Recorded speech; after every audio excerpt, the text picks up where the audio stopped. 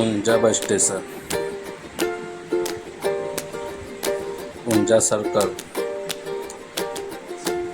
ઊંઝા સર્કલથી under bridge જવાનું.